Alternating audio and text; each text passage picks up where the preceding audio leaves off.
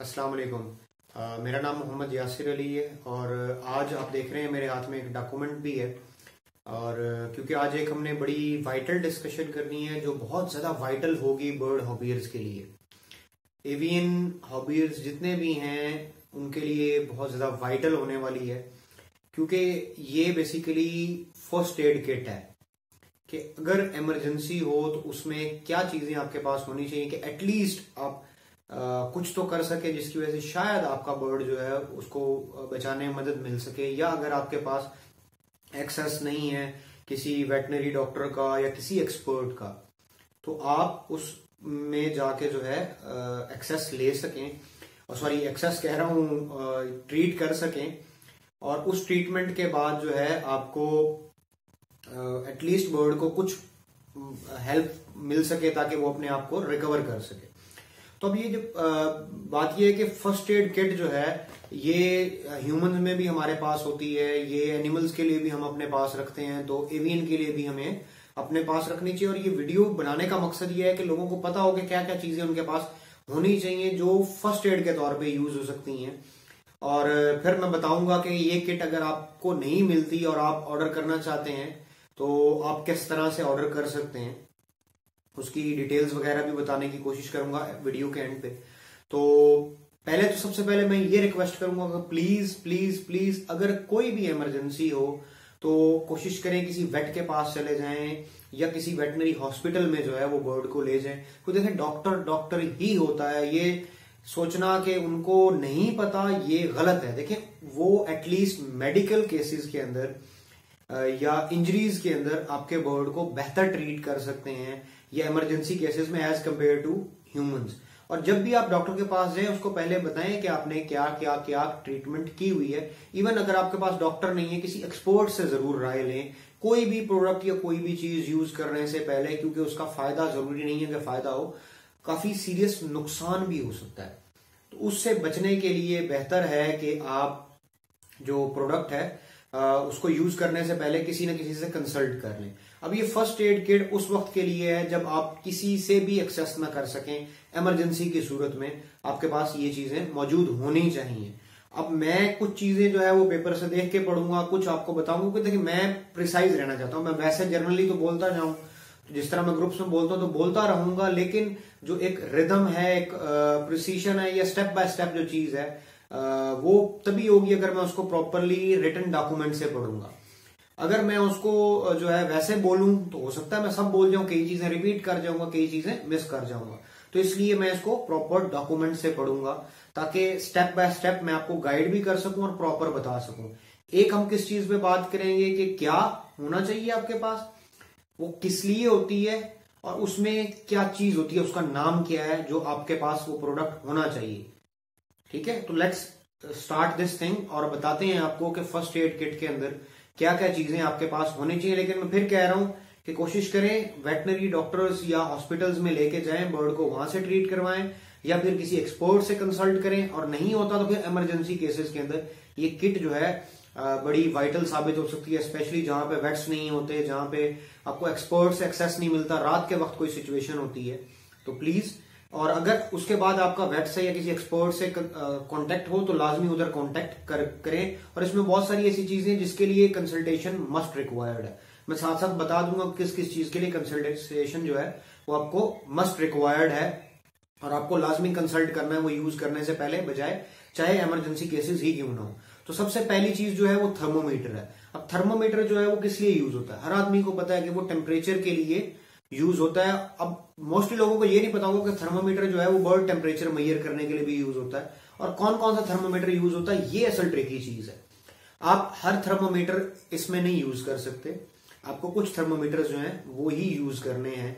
अब उन थर्मोमीटर्स के अंदर क्या क्या चीज आएगी, सॉरी कौन कौन से थर्मोमीटर्स आएंगे, उनमें एक डिजिटल थर्मोमीटर आएगा और एक इंफ्रारेड थर्मोमीटर आएगा। अब डिजिटल थर्मोमीटर को यूज किस तरह से करना है मैं कोशिश करूंगा ऊपर एक कार्ड के अंदर आपको डाल दूं, क्योंकि ये वीडियो रिकॉर्ड होते हुए तो कार्ड में नहीं डाल सकती, लेकिन ऊपर डाल दूं। हमारी यूट्यूब चैनल पे ही वीडियो मौजूद है जिसमें आपको सिखाया जा रहा है कि किस तरीके से आपने डिजिटल थर्मोमीटर यूज करना है। डिजिटल थर्मोमीटर और इंफ्रारेड थर्मोमीटर जो है वो इस पर्पज के लिए यूज हो सकता है। सेकंड क्या चीज है, सेकंड जो है वो बैंडेजेस हैं। और बैंडेज किस काम के लिए होती है, कभी भी कोई भी जख्म है तो जख्म को कवर करने के लिए, ताकि उसको प्रोटेक्शन मिल सके या जख्म एक्सपोज ना हो। तो अब उसमें आपने कौन कौन सी बैंडेजेस यूज करनी है। 2.5 सेंटीमीटर 2.5 सेंटीमीटर से लेके 5 सेंटीमीटर, मतलब 5 सेंटीमीटर विड्थ की, मतलब चौड़ाई की। आप इस तरह चौड़ाई ले लें या इस तरह ले लें, मतलब चौड़ाई, ठीक है, इतनी चौड़ाई की 2.5 सेंटीमीटर से 5 सेंटीमीटर विड्थ की, डिपेंडिंग अपॉन आपके पास बर्ड्स किस तरह के हैं। अब बड़े बर्ड्स के लिए ऑब्वियसली 5 सेंटीमीटर यूज होगी, छोटे बर्ड्स के लिए 2.5 सेंटीमीटर यूज होगी।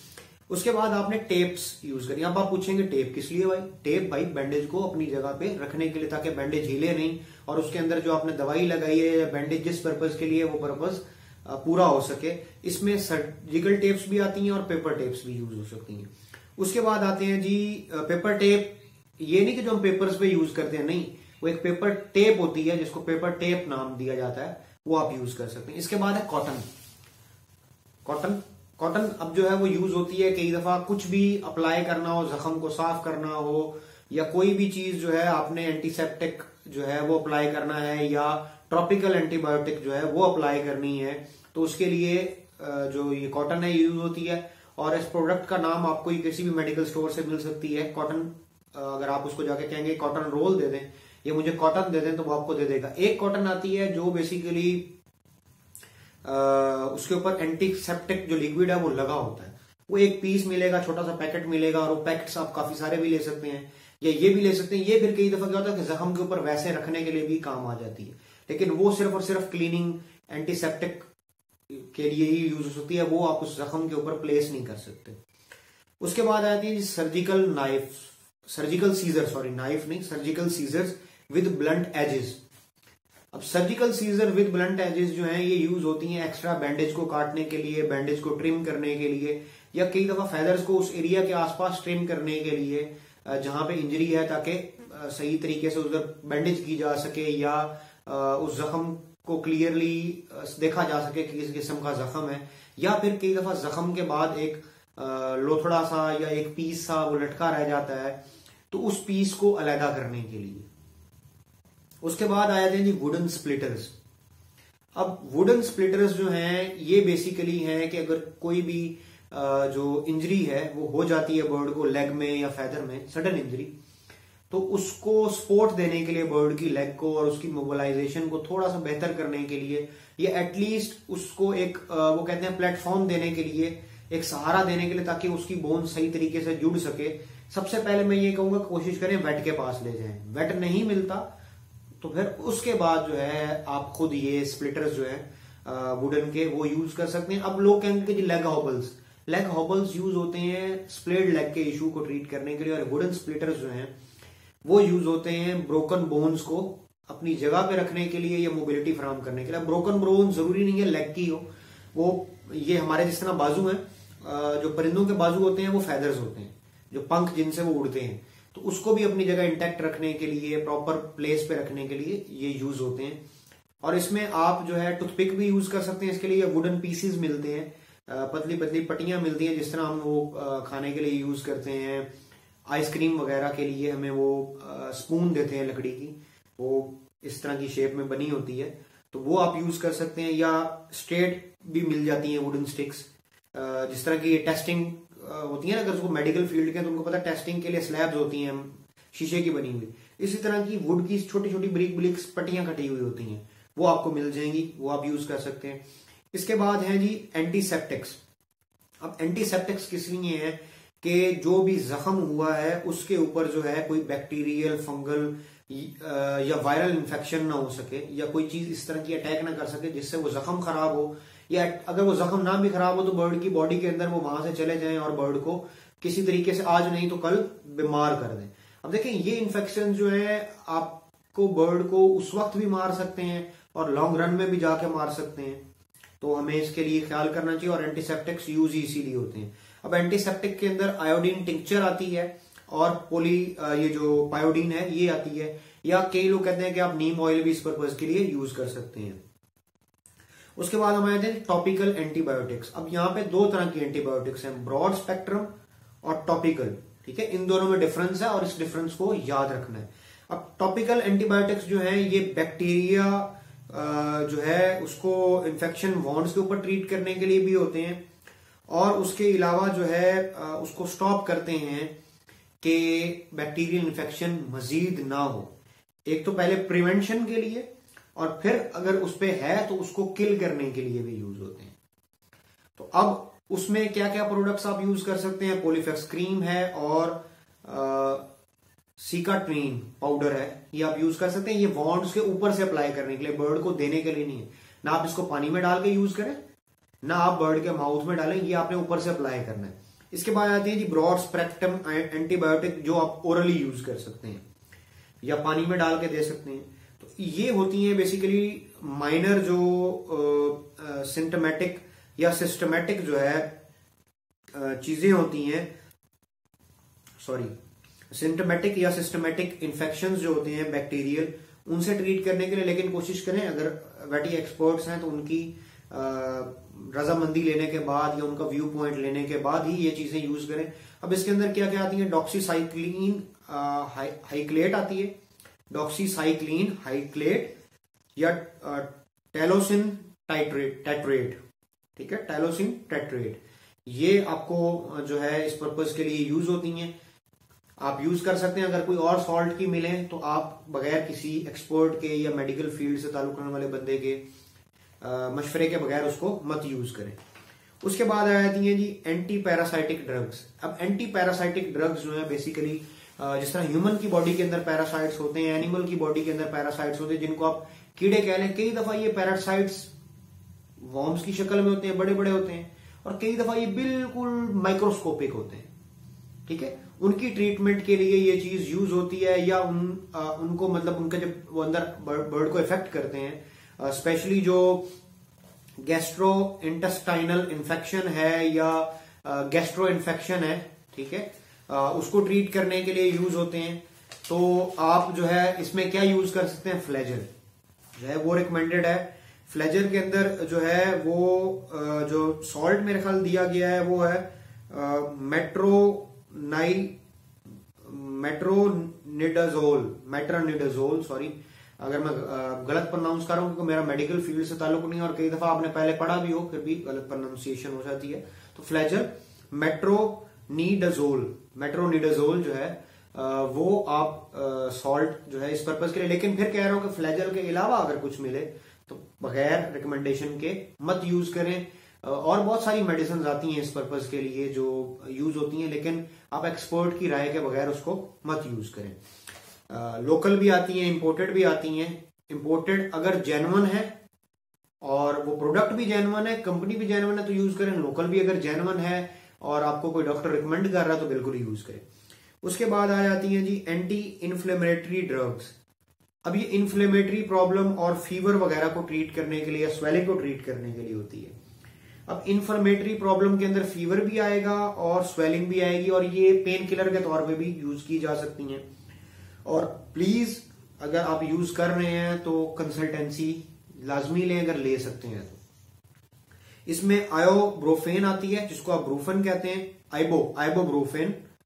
आइबोप्रोफीन जो ब्रूफेन है, ठीक है, डिस्प्रीन जो एस्प्रिन है। लेकिन इसको जो डिस्प्रीन है एस्प्रिन को आप किसी और मेडिसिन के कॉम्बिनेशन के अंदर मत यूज करें, सिंगलली यूज करें अगर करनी है तो। या एक और है मेलोक्सियम, इसको जो है ड्रॉप्स की फॉर्म में यूज करें। ठीक है, ये सिर्फ और सिर्फ ड्रॉप्स की फॉर्म में यूज होती है, ये पानी में डाल के आप नहीं दे सकते। ये भी ख्याल रखना होता है कि कौन सी मेडिसिन किस तरीके से यूज की जा सकती है। कई ऊपर अप्लाई करने के लिए होती हैं, कई पानी में भी डाल के दे सकते हैं, ड्रॉप्स की फॉर्म में मुंह में भी डाल सकते हैं, और कई सिर्फ और सिर्फ ड्रॉप्स में यूज हो सकती हैं या ऊपर से यूज हो सकती हैं। तो ये ख्याल लाजमी रखिएगा।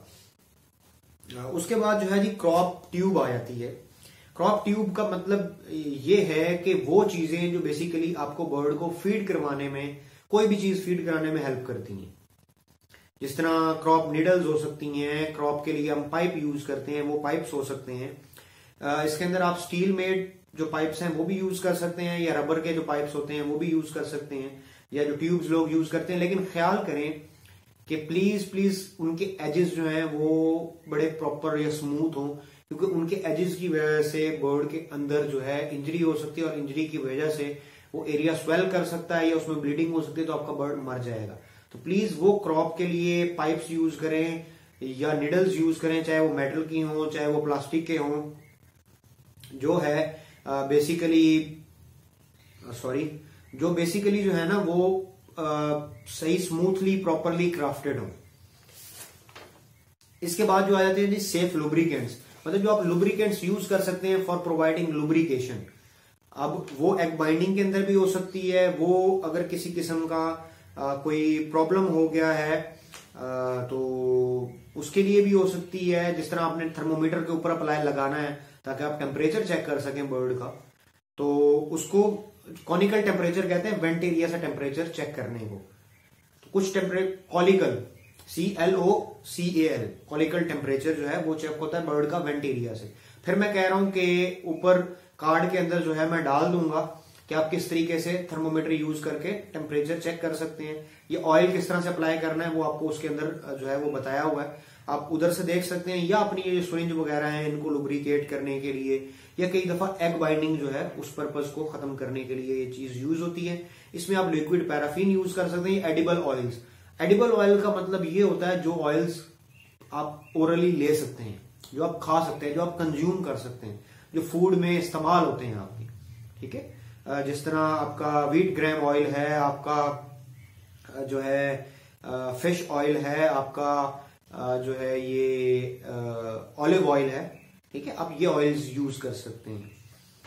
उसके बाद जी आता है gastro intestinal tract GIT mobility enhancer, जो बेसिकली इस जो आपका ये सारा सिस्टम है ना हाजमे का सिस्टम, इसको बेहतर रखने के लिए। पिछला क्या था कि अगर हाजमे का प्रॉब्लम आ गया किसी पैरासाइटिक इशू की वजह से या प्रॉब्लम आ गया, उसको किस तरीके से आपने ट्रीट करना है, जिसमें हमने आपको फ्लैजल बताई थी। इसमें कि किस तरह इसको आपने रवा रखना है या बेहतर रखना है, या इसमें रवानी अगर ट्रीटमेंट के बाद रवानी लानी है तो वो किस तरीके से रवानी लानी है, ये उसके लिए होता है। और इसके अंदर आप ग्राई वाटर भी यूज कर सकते हैं, लिक्विड पैराफिन भी है, एडिबल ऑयल्स भी हैं, कुछ लोग सेब का सिरका इस्तेमाल करते हैं, कुछ लोग नीलस्टैट एक है वो यूज करते हैं, कई लोग लिव 52 है वो यूज करते हैं, कई लोग कार्बोनेट सिरप यूज करते हैं इस पर्पज के लिए। अब इसमें सिर्फ और सिर्फ जो है वो बताने का मकसद ये है कि उसको रवा रखना है।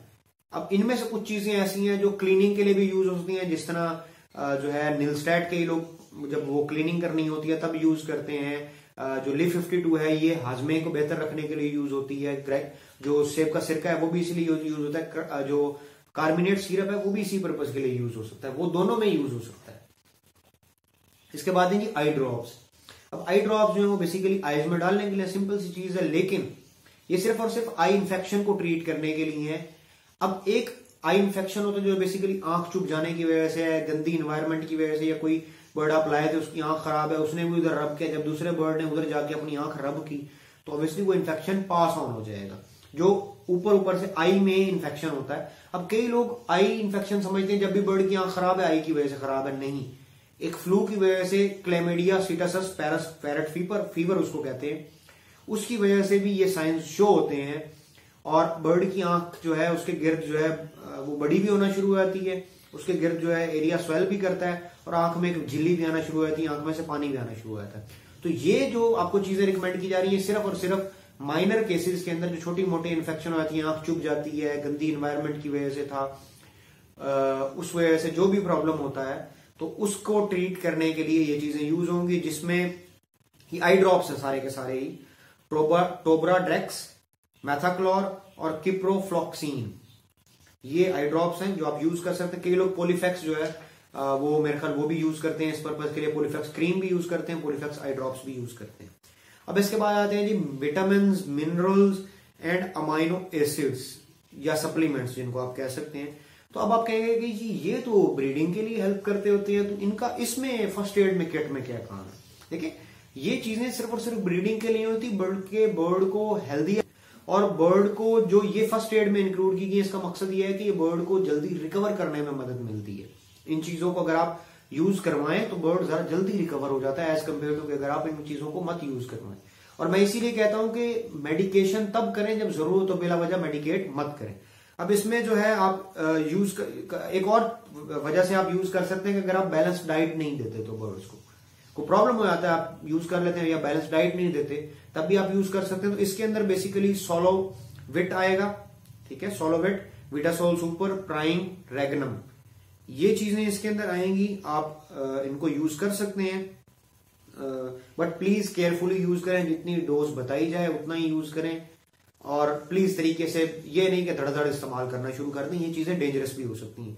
कोशिश किया करें कि अपने बर्ड्स को ज्यादा से ज्यादा नेचुरल चीजों पे रखें और कम से कम आर्टिफिशियल चीजें यूज करें। अगर आप बर्ड्स को अच्छी एनवायरनमेंट देंगे तो आपके बर्ड में प्रॉब्लम ही नहीं आएगा, या थोड़ा बहुत आपको कभी कभार इन चीजों का सहारा लेना पड़ेगा। इसके बाद आते हैं जी कैल्शियम सप्लीमेंट्स। अब आप कहेंगे जी कैल्शियम का क्या काम है फर्स्ट एड किट में? तो जिस तरह मिनरल्स का काम था, इसी तरह कैल्शियम का भी काम है to provide assistance while treatment, ठीक है, या रिकवरी स्टेज में उसको हेल्प करना। तो वो क्या करेगा कि कैल्शियम, अगर कैल्शियम की वीकनेस है, बोन्स में वीकनेस है, हड्डी टूट जाती है, उसकी ट्रीटमेंट में हेल्पफुल होगा। या कोई भी और कैल्शियम की वीकनेस हो जाती है, एग बाइंडिंग वगैरह है, तो उसकी ट्रीटमेंट करते हुए आपको कैल्शियम ओरली या आर्टिफिशियली देना पड़ेगा, तभी आपका बर्ड जो है वो ज्यादा जल्दी रिकवर होगा एज कम्पेयर टू कि अगर आप उसको नेचुरल सोर्स पे रखें। तो इन सिचुएशन में आपको आर्टिफिशियल मीन्स यूज करने चाहिए। इसमें जी कैल्सीविट आएगा, कैल्सीविट, डी न्यूट्रिकल, कैल्सीलक्स, कैल्शियम पी, या और अगर आपको कोई अच्छे प्रोडक्ट्स मिलते हैं तो वो आप यूज कर सकते हैं, लेकिन केयरफुल रहें, वही प्रोडक्ट्स यूज करें जो वेरीफाइड और सर्टिफाइड है। मैं फिर बता दूं कि ये सिर्फ और सिर्फ कैल्शियम को बर्ड को प्रोवाइड करने के लिए नहीं होता। बेसिकली जब बर्ड की बोन टूट जाती है या बर्ड रिकवर कर रहा होता है, ये बर्ड को कोई इंजरी हो जाती है अंदर, तो वो उसको हेल्प करने के लिए भी होती है। मसल पुल वगैरह को भी रिलैक्स करने में ये चीज हेल्पफुल साबित होती है। इसके बाद है प्रोबायोटिक्स और प्रीबायोटिक्स, ठीक है। अब ये प्रोबायोटिक्स या प्रीबायोटिक्स जो है ये मैं पहले इंग्लिश में एक स्टेटमेंट पढ़ूंगा और फिर कोशिश करूंगा उसको उर्दू में ट्रांसलेट करूंगी। थोड़ा सा टेक्निकल चीज है, इसलिए मैं इसको इंग्लिश में भी पढ़ूंगा और फिर उर्दू में भी ट्रांसलेट करूंगा। To reestablish the normal microflora of digestive intestinal tract GIT after a long antibiotic course to make a bird digestive system healthy good. अब इसमें जो कहा गया है वो ये है कि का या बर्ड का सिस्टम है, इसके अंदर माइक्रोफ्लोराज होते हैं, कुछ चीजें होती हैं, कुछ गुड बैक्टीरिया जिसको कहते हैं वो होता है। वो बेसिकली हेल्प करता है जो है ना डाइजेशन में या आपके इम्यून सिस्टम को बेहतर रखने के लिए। तो जब आप लॉन्ग एंटीबायोटिक कोर्स करवाते हैं तो उसके बाद जो है वो बर्ड को जरूरत होती है, क्योंकि कई दफा वो गुड बैक्टीरिया को भी किल कर देता है, तो आपको इन चीजों की जरूरत पड़ती है उसको गुड बैक्टीरिया को दोबारा जल्दी जनरेट करने में। ये गुड बैक्टीरिया को बेसिकली अगर वो थोड़ा सा रह गया तो उसको ज्यादा ग्रो करने में या उसकी रीजनरेशन में हेल्पफुल करता है। और हमारे जो ये हमारा सिस्टम है या बर्ड का सिस्टम है उसको बेहतर रखता है। लेकिन मेडिसिन बर्ड्स वाली ही बताई जा रही है ज्यादातर, जिसमें प्रोटीनिक्स आती है और सिम्बायोटिक आती है और प्राइम आती है। आप गार्डियन एंजल भी आती थी, वो भी आप यूज कर सकते हैं, या और कोई प्रोडक्ट जो आपको लगता है कि वेरीफाइड सर्टिफाइड है वो आप यूज कर सकते हैं। इसके बाद आती है फेदर डस्टिंग के लिए जो पाउडर या लिक्विड यूज होते हैं वो कौन से हैं। अब फेदर डस्ट बेसिकली नॉर्मली लोग ये समझेंगे जो परिंदों के पड़ों के अंदर से बुरा सा झड़ता है उसको हम फेदर डस्ट कहते हैं नॉर्मली। लेकिन ये है बेसिकली अगर बर्ड्स के अंदर कोई माइट्स का, लीसीज का, या किसी जिनको हम मतलब माइट्स कह लें, पैरासाइट्स कह लें, जो आउटवर्ड पैरासाइट्स हैं, इनवर्ड्स नहीं, जुएं वगैरह आ गई हैं, तो उनकी ट्रीटमेंट के लिए है, ठीक है। तो उसके अंदर हम क्या क्या यूज करते हैं, उसके अंदर हम यूज करते हैं कोपेक्स पाउडर, पावर प्लस है, avian insect liquidator liquid form में मिलेगा, आप ये यूज कर सकते हैं। और भी कुछ इस तरह की चीजें आती हैं, लेकिन फिर वही कह रहा हूं रजिस्टर्ड वेरीफाइड कंपनी की और विदाउट कंसल्टेंसी मत यूज करें। और आपने पाउडर जो अप्लाई करना है ये कोपेक्स का, कोशिश करें ये सिर्फ और सिर्फ बर्ड के ये जो हमारे जिस तरह ये बाजू है, बर्ड के फेदर्स बर्ड की बाजू होती हैं, बाजू के नीचे जो हमारा बगल का एरिया है वो उनकी भी बेसिकली बगल ही बनती है, तो वहां पे सिर्फ अप्लाई करें, वहां से खुद ब खुद बर्ड की पूरी बॉडी पे आहिस्ता आहिस्ता चला जाएगा, बजाय कि आप पूरी बॉडी पे करें, उसमें फिर डेंजर हो सकता है। स्पेशली बर्ड को जब भी इस तरह की कोई चीज या कोई स्प्रे वगैरह करें तो कोशिश करें बर्ड के कान में, आंखों में, नाक में या मुंह में ये चीजें मत जाएं। तो प्लीज इस चीज की केयर कीजिएगा। ये आज जो फर्स्ट एड किट के मुतालिक वीडियो थी, इस तरह की मजीद वीडियो आएंगे और ये बड़ी वाइटल है, ये हर फैंसियर के पास होनी चाहिए। एवियन से ताल्लुक रखने वालों के लिए स्पेशल किट बनाई है, और अगर आपको ये किट नहीं मिलती, आप ये फुल फ्लेज किट चाहें तब भी, या इसमें से कुछ प्रोडक्ट्स चाहें तब भी आपको मिल जाएंगे। इसकी प्राइस वगैरह क्या होगी वो मैं डिस्क्रिप्शन में नीचे डाल दूंगा, या इधर कोशिश करूंगा इस तरफ या इस तरफ कहीं लिख पे दूं कि फुल फ्लेज किट की कितनी प्राइस होगी। और बाकी जो आपको अगर सपोज अपने हिसाब से कुछ चीजें चाहिए होंगी तो वो भी अवेलेबल की जा सकती हैं, और उनकी प्राइजेस फिर उस हिसाब से होंगी और वो आपको डिलीवर की जाएंगी थ्रू कुरियर सर्विसेज। तो आज की इस वीडियो को खत्म करते हैं इस चीज पे, लेकिन एंड पे रिक्वेस्ट ये करूंगा कि प्लीज केयरफुल रहा करें। अगर बर्ड्स रखे हैं तो उनके हकूक भी पूरे करें, और बहुत केयरफुली स्पेशली जो ये मेडिकेशन वगैरह है इसको यूज किया करें, और हमारे चैनल को सब्सक्राइब कर लें ताकि आपको मजीद इस तरह की वीडियोस मिल सकें। Thank you, Allah Hafiz.